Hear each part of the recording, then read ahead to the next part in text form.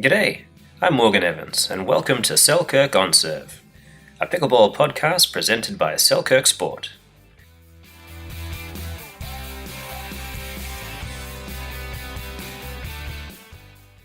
It is pickleball. This is the game they play in heaven, folks. What can you say about this game? It's a sport, it's a pastime, it's a good time had by all. And it is taking over. I mean literally. Real estate, tennis courts are being inundated with pickleball players everywhere. And I love it. I mean, there's over 3 million pickleball players. That's a lot of people. That's at least 5 or 6 football fields. I think seniors have always loved it. You know, those weekend warriors just shaking off old injuries, doing battle. Meanwhile, the kids are having so much fun in gym class. You know, it combines tennis, badminton, ping pong, and I think dodgeball. Think about the last time you hit someone with a pickleball. It makes you feel like a kid again. It's so much fun, and usually pretty funny, let's be honest. And then there's professional pickleball. And that's a real thing, guys. I don't know what you're thinking. Morgan, isn't professional pickleball a bit like, Australian sobriety? Kind of an oxymoron. No, it's not. And it is surging, people. Backed by TV deals and endorsements, players are competing at national tournaments around the country for prize purses, incentive pools. And it turns out I'm one of them. But I'm also a coach, and I love coaching. Coaching's great. But if I'm not teaching and I'm not playing, then this podcast should keep me out of trouble. I want to do pickleball justice, folks. We're going to have a good time, we'll have a few laughs, probably learn a few things along the way. And that brings me to our inaugural show. We're going to discuss today the rapid growth of professional pickleball. It's definitely still in its infant stages, but things are changing. We're getting more incentive programs, we're getting sponsorships, prize money's increasing. Things are rapidly improving for the professional game of pickleball. I have a very special guest for you today. He's a great friend of mine. He's my men's doubles partner most of the time. He was a former competitive tennis player. He was a wrestler. He won the US Open championships in singles. He won the national championships. He's one of the most recognizable players in the game. And he's an all-round top bloke. He also happens to be one of my prized students. He makes me look good, people. So I'm very pleased to welcome Mr. Tyson McGuffin. Thanks for having me, Mr. Evans. How are you today? Good, mate. Mr. McGuffin, how art thou? Things are pretty good. I'm just hanging out in Hayden, Idaho. Little man's watching cartoons, and I'm upstairs, so he's not bugging me throughout the podcast. Tell him I said hi. I will. All right, so it says here, great tan, chiseled jawline, perfect hair, built like a Greek statue. How's that working out for you? Is it you scraping by? It's all spot on. Yeah, every little bit of that is totally spot on. So thanks for the kind comments. Well, yes, congratulations on that. We're all very happy for you. All right, so you're coming off a bit of a breakthrough year. You won the national championships and you won the US Open championships in singles, and now you've just won the Tournament of Champions in doubles with Mr. Matt Goebel, not me. That hurt me, just so you know. But it's been a fantastic year for you. Can you tell us a little bit about the success you've had in the past year or two? Yeah. So last year was in a different part of my life.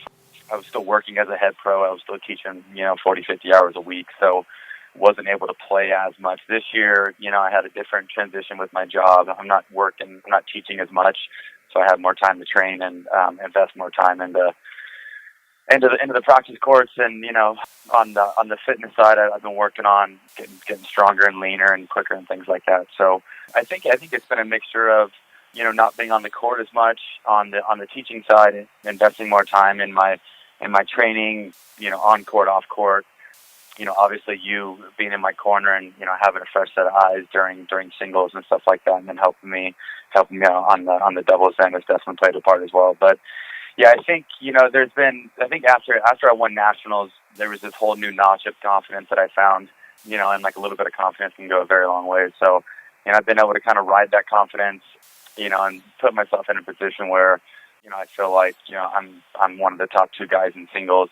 And in doubles, I've spent the last probably 6 months, really working on my doubles game, drilling a ton. I live in Coeur d'Alene, Idaho, so there's really not too many guys here to play with. Matt Goebel, who's my doubles partner, we just won TOC together, lives in Spokane, so we basically only have each other. So we've spent a lot of time drilling and investing time in each other, and really, I guess, getting a good understanding of each other's game.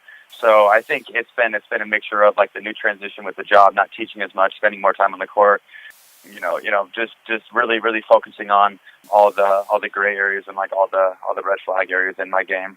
And I was able to get over the hump. But I think first and foremost, just winning nationals in 2017 put me on a whole new notch of a level of confidence. So that's I think all those things have definitely played a part. But I think one of the biggest obstacles was really getting myself on the map in doubles. You and I had a lot of success this summer. We took a lot of silvers, which is unfortunate. We haven't quite seen a gold medal yet, but we'll get there, I'm sure. So I think for Matt and I to get over the hump and to finally win our first major, kind of a cool story about Matt and I. Matt was my very first doubles partner, and Chris Miller from Seattle actually introduced me to Matt. And so Matt and I have been playing together for the last 3 years. Last year we took 4th or 5th at all the big majors, so we weren't quite in the top 3, but we were kind of peaking and somewhat there.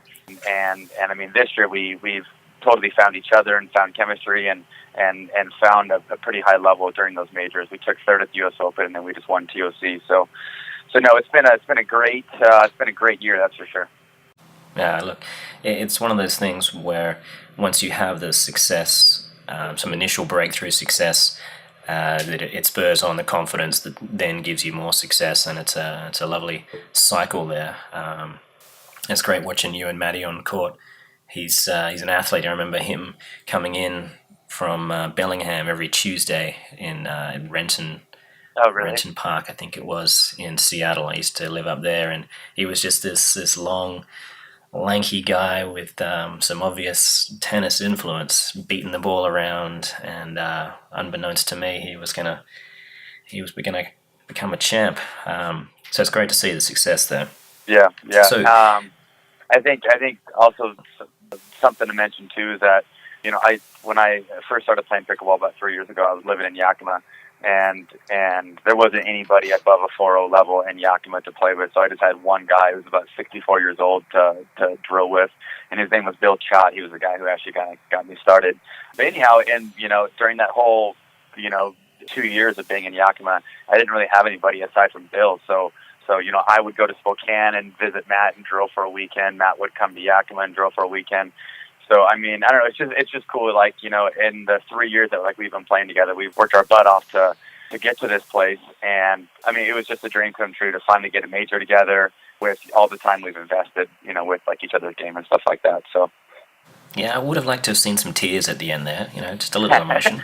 You were fighting them back, jeez. Yeah, we were, and Matt's not a emotional guy, so. I'll work on that with him, don't worry. I didn't want to make him so uncomfortable. That's probably what it was. Good man. All right, now just a quick follow up. In the world of singles, you've been one of the top players for a while now, and there is a man that you could call him your arch rival, and he unfortunately got the better of you at the Tournament of Champions, Mr. Ben Johns, the man-child. Have you watched the match? In hindsight, is there anything you would do differently?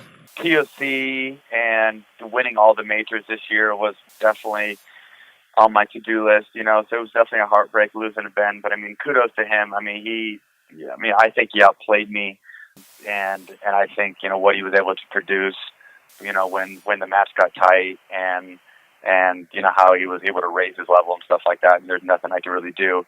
But, after a match like that, it's definitely tricky watching the match after. But yeah, I've watched little bits and clips. I haven't really been able to successfully just sit there and watch the whole match without turning it off. So, I think I could have been better.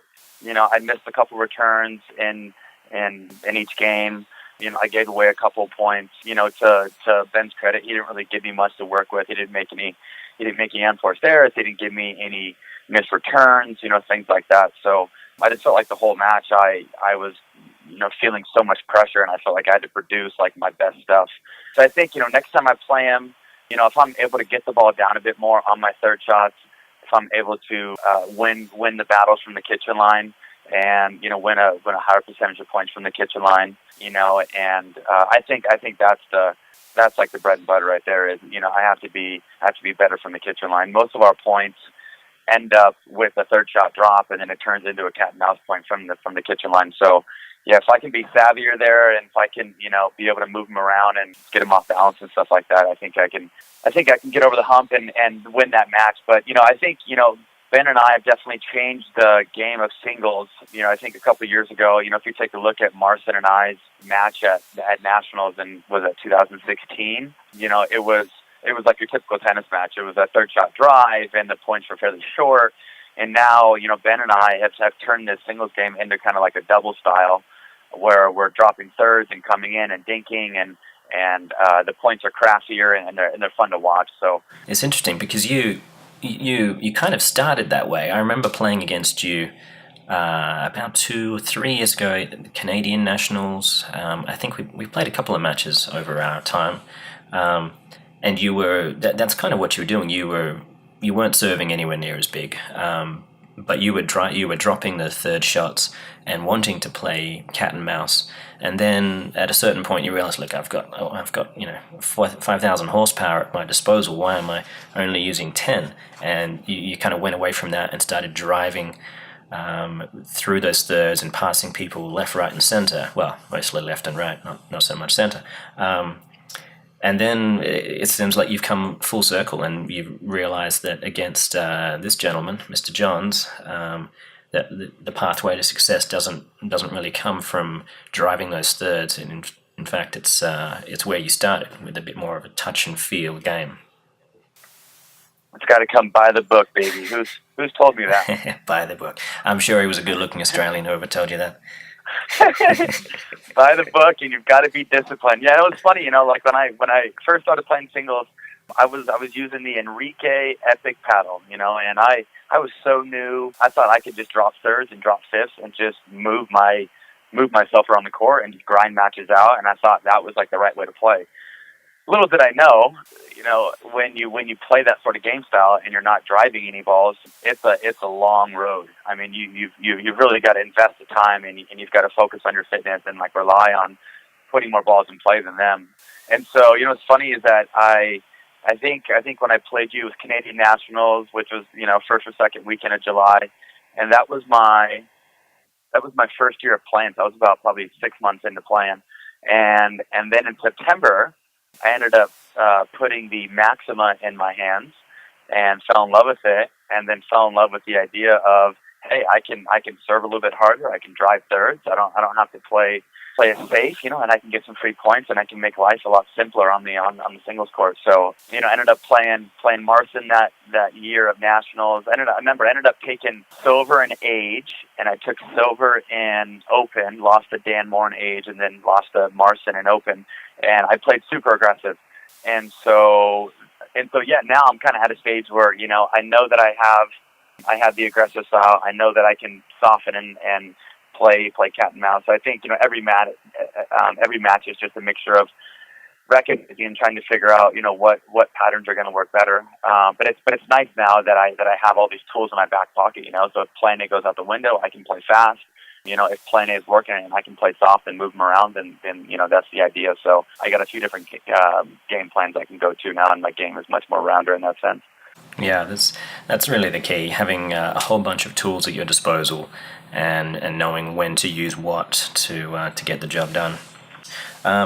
Okay, so there is a obvious trend in the professional pickleball circuit of top level tennis players. We've got Wimbledon doubles champ Joanne Russell. We've got Cammy McGregor, Caitlin Christian.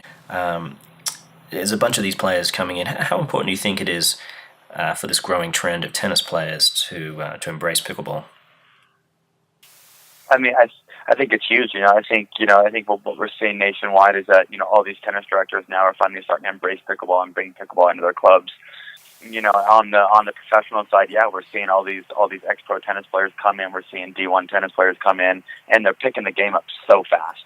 So I feel bad for the typical raw pickleball player that doesn't have that racket skill background, because I think in like the next 5 years, the top 30 doubles teams, the top 30 singles players, both men and women, is all going to be heavily related to tennis, and has a tennis background. So I think it's great for the sport. It's only gonna increase the level, and I think having big names is only going to help the sport as well on a sponsorship level. Getting these tournaments to bigger venues, things like that. So I think all in all, it's definitely a huge benefit for the sport. Yeah, you're right. We have to remember to try and send Chris Miller a "Wish You Were Here" card once in a while. Once it's all. Hey, Chris and Brian, all the Utah boys. Exactly. So you have a background in tennis, but for me, that's not the main building block that made you the fierce competitor that you are today. You were a wrestler from quite a young age, right? Yeah, I started wrestling at the age of 5. So my dad threw a singlet on me and some headgear and a couple of knee pads at the age of 5. And yeah, I grew up in a rough, tough kind of wrestling family. I had 5 older brothers and 1 older sister, and I'm the baby. So I got beat up on, when I was a kid. It was funny. It was kind of funny. She was probably like the. Did she beat you up as well? So and my dad made her wrestle obviously, but it was kind of funny. My dad used to have like half a wrestling mat in our living room, and so on Saturday and Sundays, for like 2 hours in the morning, he'd take all the kids out there and run a bunch of drills and stuff like that. Another funny story was, my dad would throw us in a van. He had this big old van, and he'd haul all the kids in there, and we'd go to. I was living in Central Washington at the time, so he'd take us to Idaho, Montana, Oregon, Northern California, to all these wrestling tournaments. And his deal was that every 200 miles he would make us get out on the freeway and run a mile. We'd be in the van cutting weight, and every 200 miles, maybe it's 5 in the morning, 6 in the morning, whatever. He'd make us get out on the freeway and run a mile. The worst part was that he would be driving in front of us on like the side of the freeway, and then once the mile got done, he would stop the van. We'd all get to the van, and then he would take off again. So he was pretty stinking cruel, man. I like this guy. That's just good parenting. He seemed like he had your best intentions. He had the best intentions for you, right? I mean, yeah. I was only 7 years old, but 7, basically a man. I assume you had a job at that point, right? Yeah, right. But yeah, I mean, I think the discipline and like the character traits that you get as a wrestler, growing up in the wrestling room, cutting weight, like what you have to go through, like in the wrestling room for practice, and all those things. It's the toughest sport, I kid you not. I mean, I remember so many times in the wrestling room just hating it, and so many times driving to tournaments thinking, gosh, I don't want to wrestle, and I'm cutting weight, and I haven't eaten for 2 days, and I've cut 10 pounds, So just that feeling of like, I don't know, I guess having so much hate for it, but like loving it, like in the same sense, makes your skin a lot thicker, that's for sure. Definitely. Yeah, I mean, you read books like Open by Andre Agassi, and you realize that the recipe to make a champion doesn't always come from the love of the sport. No. He famously didn't really like tennis at all, but his dad pushed him millions of balls to make him what he was, and I'm sure he's enjoying life now. Yeah. So whatever it is that gets you there, it's obvious on the court when people watch you. I think people can see the emotion, how much you want it, the desire, and that you're a warrior out there. Right. And you can't really. It's almost impossible to teach that. You've got to have to instill it from such a young age. Right, totally. That they and it takes it through. that trait sticks with someone throughout their life. So Right. I figure, whatever else you're doing, whether you're teaching or you probably have the same kind of attitude. Totally. Right? I mean, it goes like in all aspects of life. Whether it's a job interview, whether it's family life, taking care of your kids, or if you're in a relationship or whatever. It's kind of cute. My dad passed away about 4 years ago.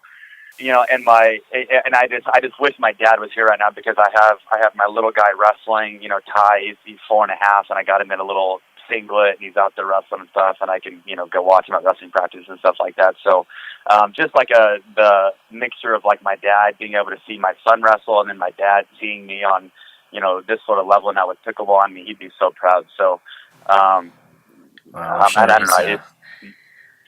I'm sure he's looking down and he's proud of you, mate. This is one of those.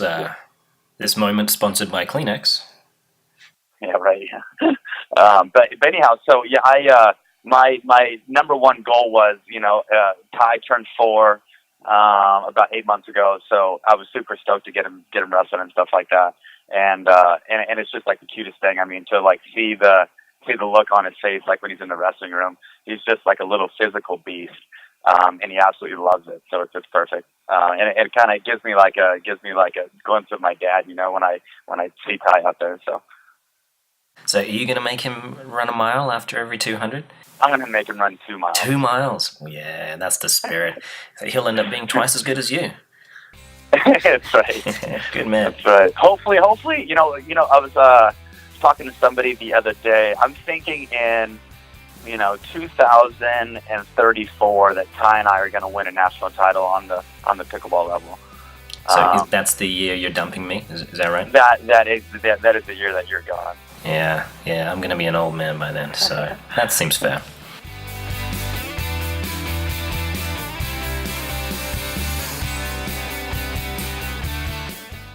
This concludes part 1 of our 2-part inaugural episode. You're on the edge of your seat, I can tell. So tune in next time, where we'll discuss more of professional pickleball with Tyson McGuffin.